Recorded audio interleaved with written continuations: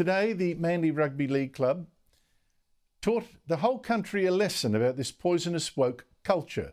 I mean, what a debacle. This club managed to offend everybody, from gays to the most fundamentalist Christians, by trying to force all its players to wear a special pride jersey to support the LGBTQ community, only to have 7 players refuse to play. A total backfire that led today to a humiliating apology from coach Des Hasler to everyone he could possibly think of.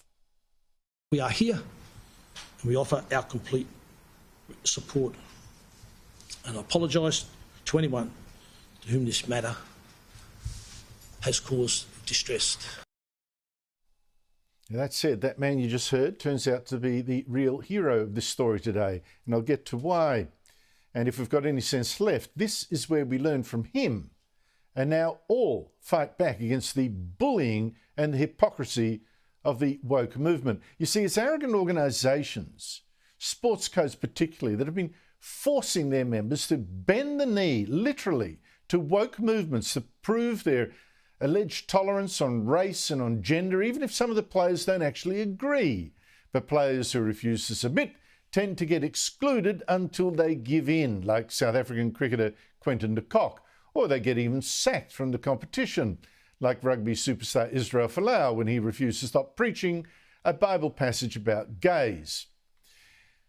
So these exercises in tolerance actually have zero tolerance for anyone who doesn't agree.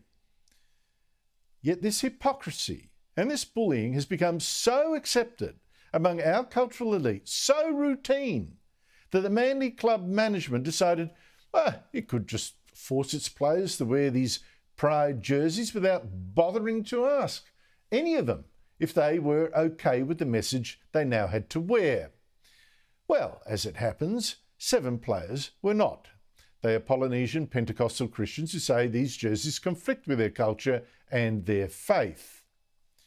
Now, you don't have to agree with their take on Christianity. I mean, I don't. I thought Christians love. And you could also say there's a problem with these guys' Polynesian culture if it's that down on gays. You could even wonder why these players don't also have a problem with club sponsors like the PointsBet gambling company or Asahi Beer. But that is what these players say they believe, and they believe it sincerely. And the question is, if this whole exercise is about tolerance, where is the tolerance to them? And the answer, of course, is there's none. All 7 men cannot now play in Thursday's game in a must-win for their club. And the abuse they are getting on Twitter is sick. People on Twitter who claim, oh no, we're quite tolerant, in the name of tolerance, and now calling these players the ugliest names. I won't repeat them. Go look yourself.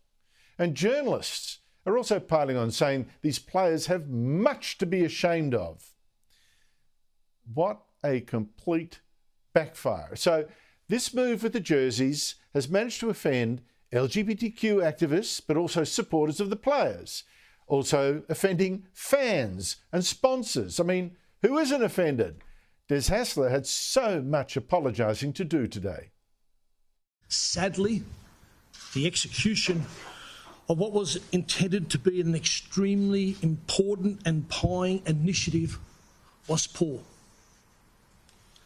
There was little consultation or collaboration with key stakeholders, both inside and outside the club.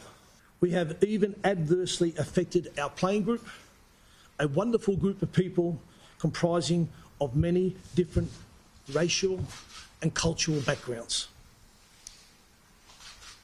We wish to sincerely apologise for the mistakes we have made. No wonder Hasler had to grovel with even the Prime Minister jumping in today, citing former Manly great Ian Roberts, who came out as gay. Ian Roberts is a friend of mine. He showed incredible courage. He wasn't the first gay man to play rugby league. I'll give you the big tip. It's important that in Australian society we respect everyone for who they are. But does that actually include respecting those 7 players as well, even if you disagree with them? as I do. It seems to me this is in fact our biggest challenge now and our biggest failing, how we disagree with each other. I mean, surely now we've got to get rid of this sick, cancelled culture, which means bullying or sacking or walking out on or trying to shut down debate, show no respect at all for anyone with whom we don't agree. What on earth happened to agreeing to disagree? In looking for what unites us rather than divides? How about accepting the little flaws that are in each of us as long as we know our hearts are good? And here's where the real hero today stepped up, that Manly coach, Des Hasler.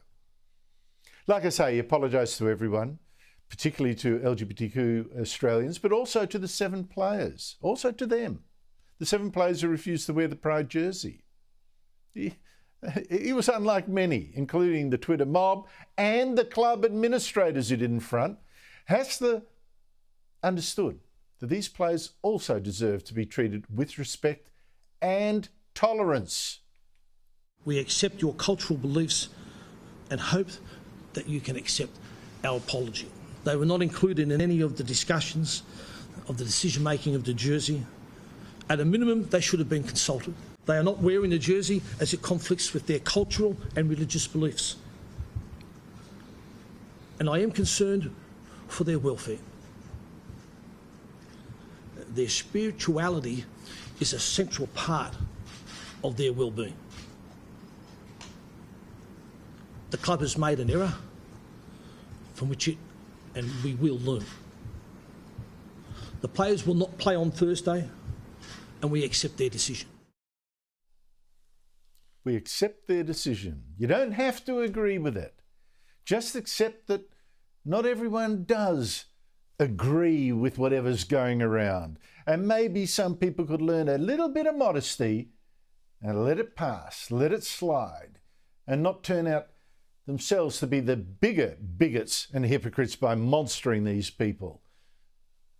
That should be the moral for all these businesses and these sports clubs and these activists and these Twitter mobs. How about no more forcing people to kneel, forcing people to mouth your slogans, forcing your players or your employees, people who can't argue back, to wear your movement's colours, regardless of their personal beliefs.